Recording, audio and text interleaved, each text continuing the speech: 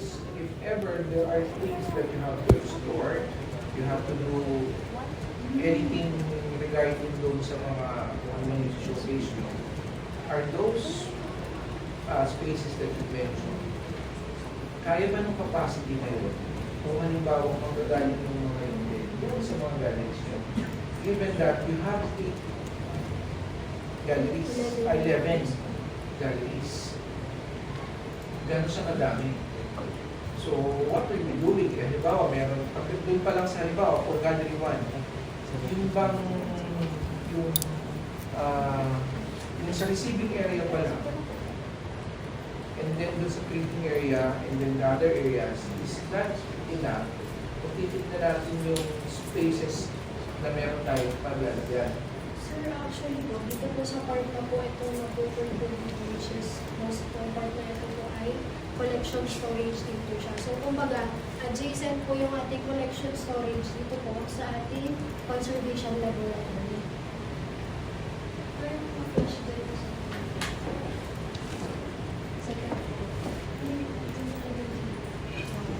Pero yung conservation laboratory nyo kasi, ang kasing laki lang niya ay si Women's Green Room, Staff Lobby, at saka Staff bali Entrance. naka-offset po siya pa. So ito lang yun. Tingnan natin based on yung space lang, sabihin na natin ito. Ito. If this school area, are you sure that this is enough to service your 11 galleries? Sir, since ano naman po, kumbaga, yung iba naman po kasi ay task po yung iba. Dito po sa, yung mga po, dito po sa gallery 8, kumbaga may ibang storage din po sila na ibang utilities po for those plants since ang malaking percentage din naman po nito is living archive. Tsaka kumbaga po, dun din po sa mga temporary exhibit, kumbaga, hindi na po sila makikishare ng storage May dun sa... sarili sila. Yes po. Okay. The second question, yung dami ng galleries mo, anong naging basis? Sir, bali sa galleries po kasi, parang feeling po namin na yung first 6 galleries, more on sa history po siya.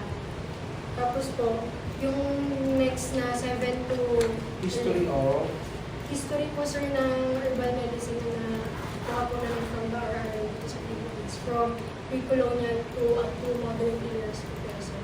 So the area is na-based doon or you're just assuming? Binays po namin doon yung sa... Ano nyo sa release? How will the areas kung ano madami, ano malaki, ano malagay? Sir, bali po kasi yung galleries namin, kumbaga equal floor areas po siya. So pag sinabi mo equal area siya, it doesn't answer the question kung paano kayo traffic doon. Kasi ibig sabihin, lahat ng equal areas, equal lang sila ng department. Hindi po sir. For instance po, dito po sa galleries, aside from gallery A, since yung biodome po is mas malaki yung need niya, ang sinako po is 2 gallery po, tapos medyo na tapyas din po yung sa gallery 9. Hindi, ang tanong ko nga is, you assume, hindi kayo nag-base dun sa, ang ano kasi is, kung ano yung lalagay nyo, doon kayo mag-base ng laki. Hindi sa natin yung space. Sir, ang naging ano po namin is parang case study, parang nabawa po yung sa National Museum of Anthropology po, more on, it's like 20 plus galleries, tapos po ang area niya lang po. Pero since ilang floors naman po yun, parang around 3,000 The answer square. would be, you assume this. Yes. Based on the case studies po, sir. Kumbaga, literal case studies po na, since this is original museum po kasi, so feeling po namin na region niya is 11, since ang National Museum, nag-range siya from 20 na galleries po. But still, you assume. I'm not saying it's wrong. I'm just thinking that you assume. Tama? Yes po, sir. Yes po. Kasi I'm just asking because of correlation of the spaces. Kasi kung sinasabi mo na yan mo nung mula kung in-assume mo. Di ba? Kasi, yun lang kasi yung naging concept ko. Yung laki, kasi bukod doon, Yung space naman nung inassume yung space. Kasi parang, kung ako ang contractor nito, iiyak ako. Hindi ko alam kung saan ko kukunin yung reference ng walls. It's too irregular. Meron kayong tulad nito. Okay naman. Ang maganda kasi sa curve, unlike doon sa stiff profile ng rectangular at saka yung siya kasi maganda, yung lupay. Yun nga lang, there's a disadvantage dito sa ganitong ano, kasi most likely, ang pinaka-the best lagi nating approach dito is radial yung wall. Tingnan nyo naman ito. Diba? Parang masyado siyang, ano mo yun? It's too irregular na parang ang dating hindi nyo pinag-aralan kung paano nyo siya paglano, paglano. Yun yung dating, yung sinasabi hindi pinag-aralan na, but parang ganun kasi yung dating. Ito ganun na lang natin, gawin na natin, hindi natin yung gano'n. Wherein, kinerve na lang din naman itong side na to. Why not kinerve yung from center? Makamate din siya. Diba? May mga alanganin kayo ng gano'n. So, it's just something na kung ako, parang may good siya. Masyado siyang ano. And then other than that, sabi ko kung dinulad ko tatlo lang yung restoration, yung process to irregular, so I stick with that. The others, mga dati yung galing yung misis namin, yung dami niya. Parang sobrang dami niya kasi para sa akin. Tapos may kanya-kanya pa siya. Although there's a positive on that. Meron sa kanya-kanya parang shop na hindi ko masyadong mapasa. Hindi ko alam kung malabo na talaga yung mata ko. Kung masyadong maliliit lang nililiit.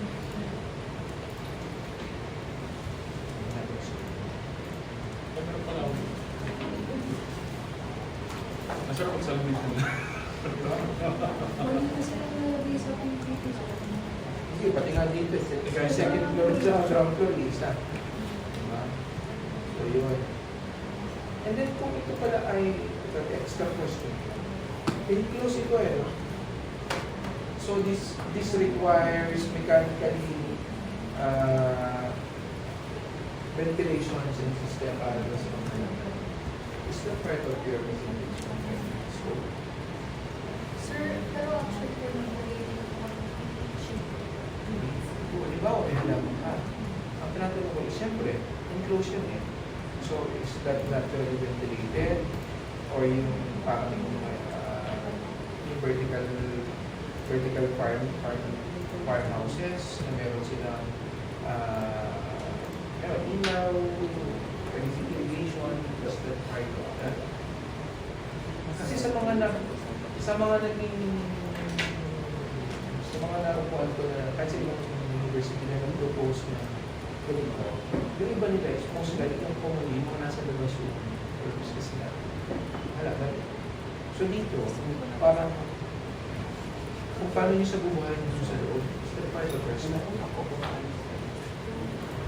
Sir, actually, hindi na po siya part ng study. Pero ang kinonsider po namin doon is, since museum context po ang kinonsider po namin.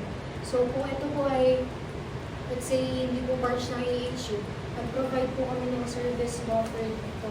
Kumbaga Bukas yung mo yun sa taas.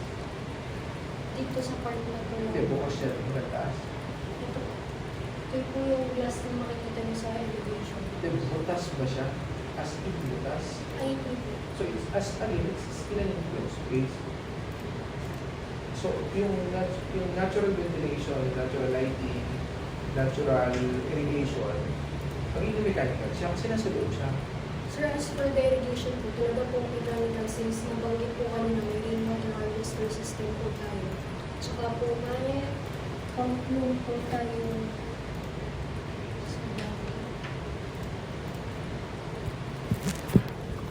Dito sir. Yung water reservoir pump. Yun nga, I mean, the system itself, kasama ba siya sa proposal? Sa project? Sa research? May concept. May concept po sir, pero kumbaga hindi po kami masyado nag-focus since museum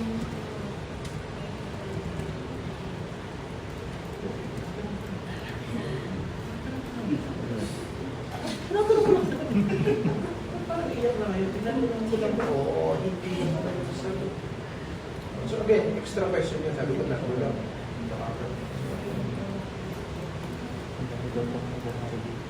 Tanong ko na to ako sa sagot. It's up for you. Isa po na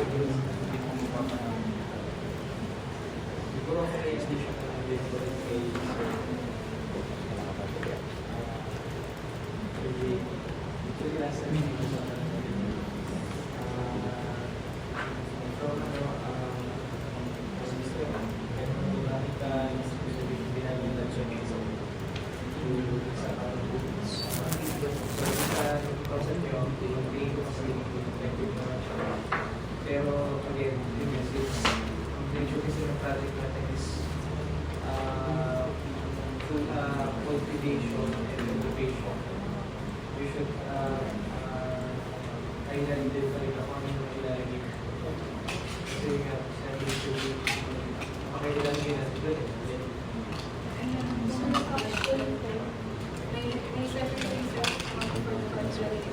For the gallery, yung mga naka-highlight ko na those are for regional context po na based to foreigners. Kumbaga, ang approach pa rin po is historical approach, kumbaga sequential approach pa rin po, pero at the same time, in-indicate po namin yung mga magpapakita ng kalagayan sa kanya. Pinakita ko na parang ito yung books ko lang. Siguro ang hinahanap kasi namin yung subject is yung tinatawag natin na specification. Na kung like any specific like when we are talking about sa data that may backup may ginagawa dito. Meron tayo ng specification.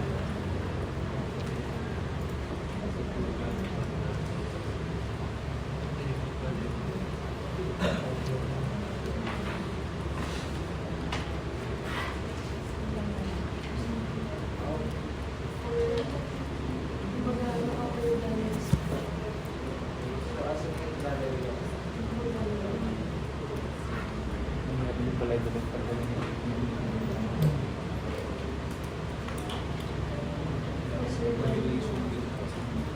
Tapos, Spanish po na place kami.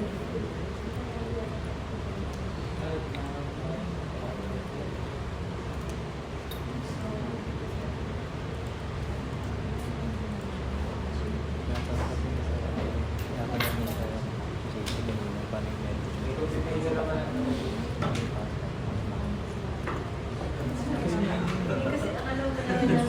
Ang tanong ko lang yan, yung basis eh. Dami mong sinabi. Pinakita mo na yun sa sala. Kaya meron ko. Kaya nga tinatanong eh. Sorry. Kayong sasagot. Alam mo naman sabihin ko sino. okay na ako dito. Yun nga, sa chapter 1, chapter 2, then dito sa chapter 3, kasi yung paradigm natin always is biophilia experience. Then yung tinatawag natin na interactive. So, mention na sa doon, kailangan yung biophilic design will be within architectural spaces. So, mention ito, kailangan meron tayong daylighting, vegetation, and productive material sa loob ng spaces natin. So, what we do with the daylighters? So, with daylighting ba tayo sa materials? So, last po na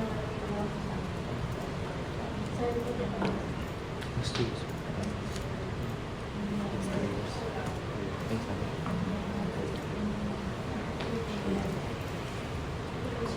Sa fashion yan, ang story. Mamaya bububugan yan. Uy! Bata ko yun. Bata ko yun.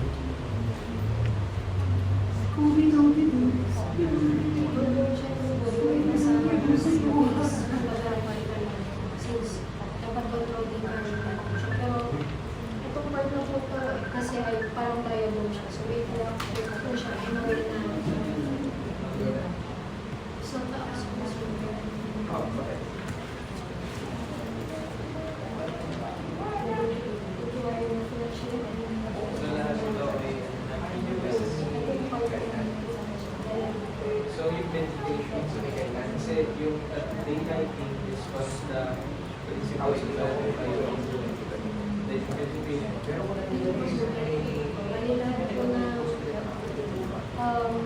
nakalagay po dyan is hindi po kumbaga may burden na Oo. Yan. So, kasi po Dito sa basta ng partner. Pero hindi ito naman po in a way na interactive, na may parang smiling pods po kayo dito na pwede na lang. Then, so, siguro ano na tayo, kasi na kasi sa ano na tayo, chapter, okay, chapter 3, chapter 4 na tayo. May kasi po kasi sabihin na namin ito pa, meron tayo organization that chart, represents, okay? Hindi. Isa yung alam mo. Actually, yung ating organization is cultural education and education. So, paano yung community engagement para sa kanila? Sir, ibigay din po siya dito sa CEC natin since parang ang partners, kumbaga yung local farmers po, in-encourage nila na pag-engage. So, kanina, that's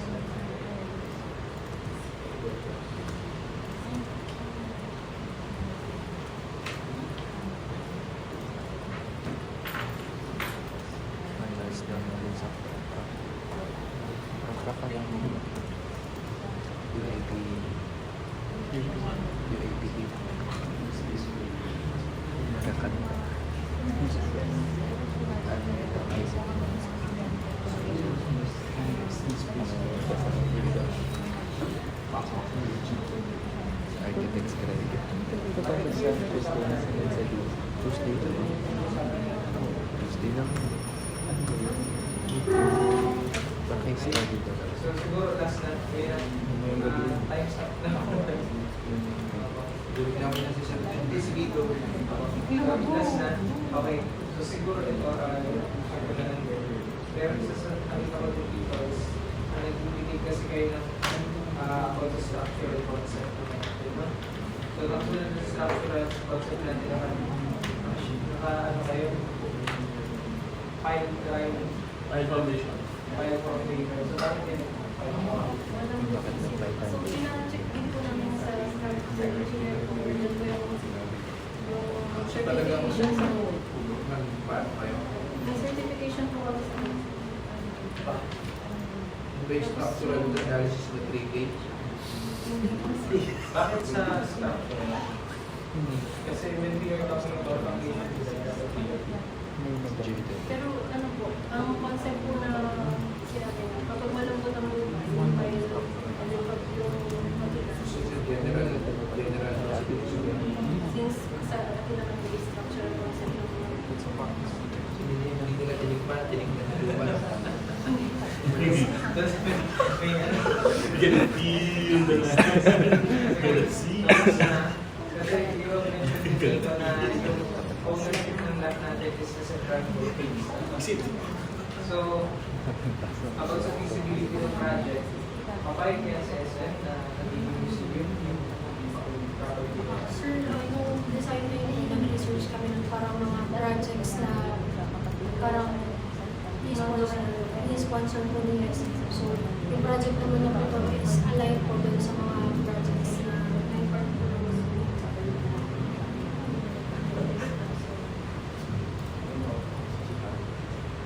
So, kaya sabi niya na yung project natin will be feasible naman. So,